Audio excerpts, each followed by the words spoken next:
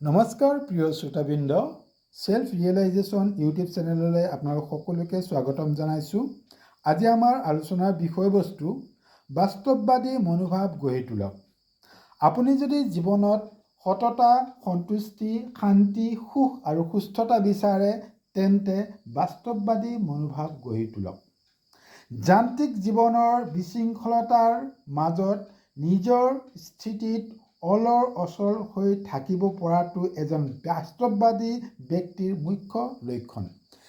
সেইজন ব্যক্তিৰ মাজত আভ্যন্তৰীণ শান্তি আৰু স্পষ্টতা আৰু দৃঢ় সংকল্পবদ্ধতা দেখা পোৱা যায়।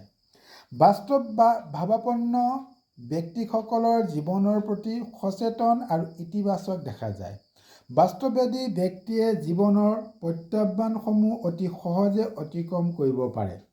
বাস্তৱবাদী ব্যক্তিসকল জীৱনৰ প্ৰতি সদায় সজাগ আৰু তেওঁলোক সদায় বৰ্তমানৰ প্ৰতি সম্পূৰ্ণ মনোযোগী আৰু বৰ্তমানৰ বাস্তৱ দৃষ্টিভংগীৰ সৈতে নিয়োজিত হয়।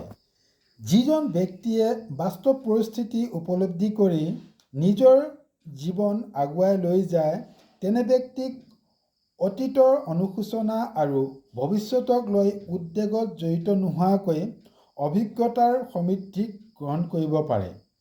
বাস্তৱবাদী ব্যক্তিসকলৰ মানসিক চাপ হ্ৰাস পায়, মানসিক স্পষ্টতা বৃদ্ধি পায় আৰু যিকোনো পৰিস্থিতিত বাস্তৱভিত্তিক সিদ্ধান্ত গ্ৰহণ কৰিব পাৰে। তেনে বাস্তৱবাদী ব্যক্তিয়ে জীৱনৰ পৰা কোনো অবাস্তৱ আশা নকৰে আৰু সকলো পৰিস্থিতিতে দৃঢ় মনোভাৱাপন্ন হৈ থাকে।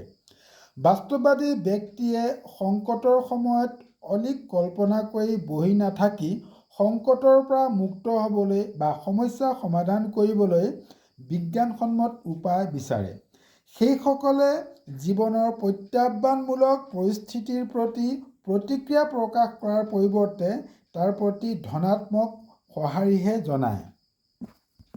গতিকে শ্ৰোতাবৃন্দ, জীৱনক যদি সফল, সৌহাৰ্দ্যপূৰ্ণ আৰু আনন্দদায়ক কৰি তুলিব বিচাৰিছে তেন্তে বাস্তৱবাদী মনোভাৱ গঢ়ি তোলক। সকলোকে পুনৰ এবাৰ ধন্যবাদ জনাইছোঁ।